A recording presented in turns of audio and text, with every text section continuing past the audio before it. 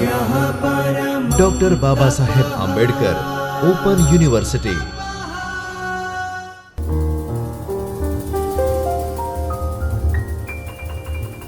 નમસ્કાર વિદ્યાર્થી મિત્રો, ચૈતન્ય studio doctor Baba Saheb Ambedkar open યુનિવર્સિટીના જ્યોતિર્મય પરિસરમાંથી હું ડૉક્ટર માલતી વ્યાસ, અસિસ્ટન્ટ પ્રોફેસર સોશિયોલોજી, આપ સૌનું સ્વાગત કરું છું.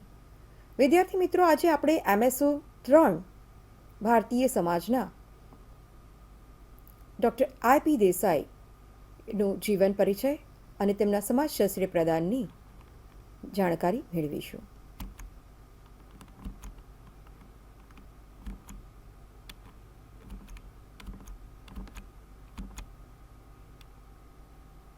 વિદ્યાર્થી મિત્રો, ડૉક્ટર IP દેસાઈ એ ના માત્ર ગુજરાતના પણ સમગ્ર ભારતના અને વિશ્વના સમાજશાસ્ત્રીઓમાં મહત્વપૂર્ણ યોગદાન તેમણે આપેલું છે.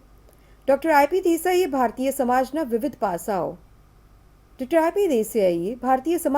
પાસાઓ જેમ કે ગ્રામીણ સમાજશાસ્ત્ર, પરિવાર એટલે કે કુટુંબ, તેમાં પણ સંયુક્ત કુટુંબ, અસ્પૃશ્યતા અને પછાતપણાના માપદંડ વિશે આપણને માહિતીસભર અભ્યાસ કરીને માર્ગદર્શન આપ્યું છે.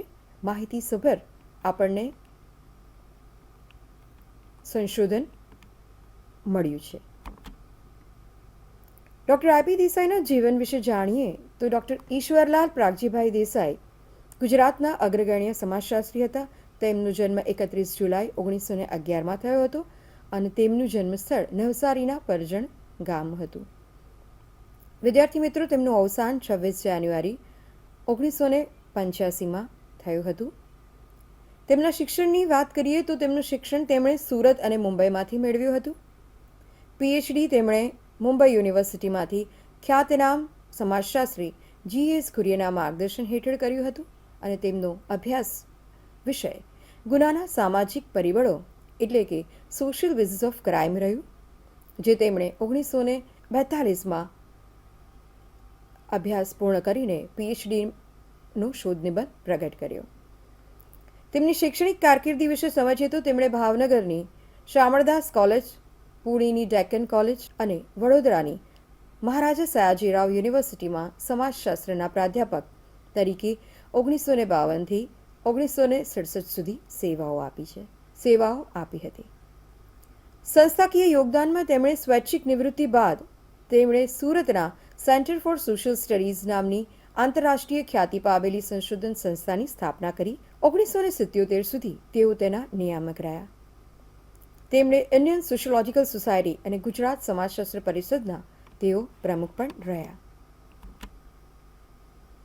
સમાજશાસ્ત્રમાં તેમના મુખ્ય યોગદાન અને વિચારો જોઈએ તો વિદ્યાર્થી મિત્રો, ડૉક્ટર દેસાઈએ ભારતીય સમાજના વિવિધ પાસાઓ એટલે કે ગ્રામીણ સમાજશાસ્ત્ર, પરિવારના પ્રકારો, તેમાં પણ સંયુક્ત કુટુંબ, અસ્પૃશ્યતા, સામાજિક પછાતપણું વિશે ગહન અભ્યાસ કર્યો છે.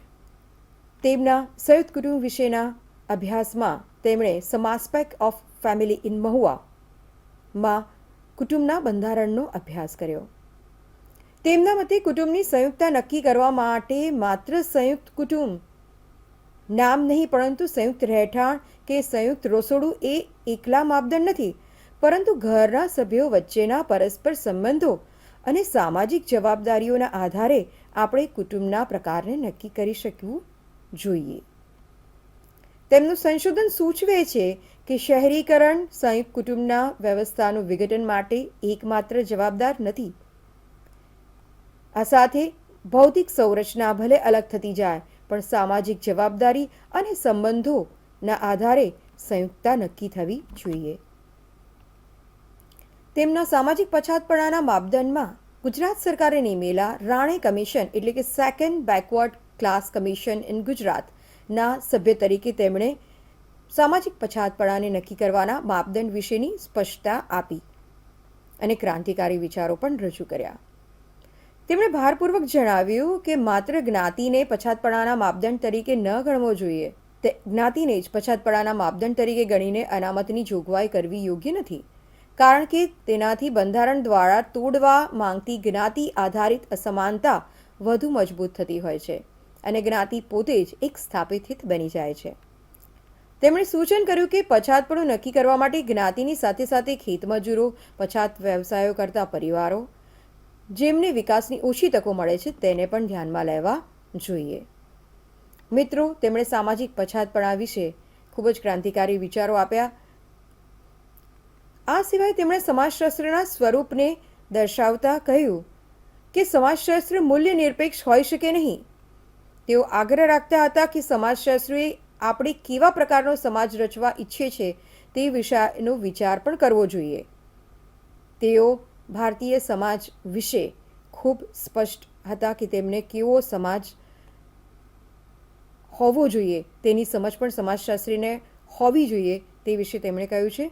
તેઓ ગુજરાતી ભાષામાં મૌલિક સમાજ ચિંતન વિકસાવવાના હિમાયતી હતા. તેમણે ગુજરાત સમાજશાસ્ત્રને વિકસાવવામાં અને તેને પાયાગત મજબૂત બનાવવામાં ખૂબ જ મોટો ફાળો આપ્યો છે.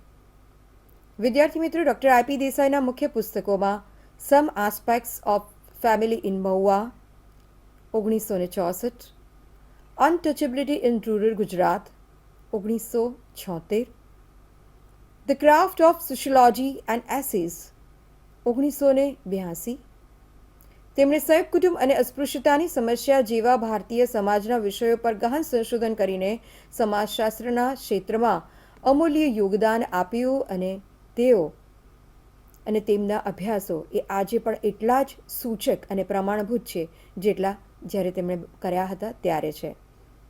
સમાજશાસ્ત્રના જ્ઞાનના ખજાનામાં ડૉક્ટર આઈપી દેસાઈએ આપેલું પ્રદાન એ અમૂલ્ય અને અવિસ્મરણીય રહેશે. વિદ્યાર્થી મિત્રો, તેમના જીવન અને અભ્યાસને વધુ ઊંડાણથી સમજશો અને સમજવા પ્રયત્ન કરશો. આભાર.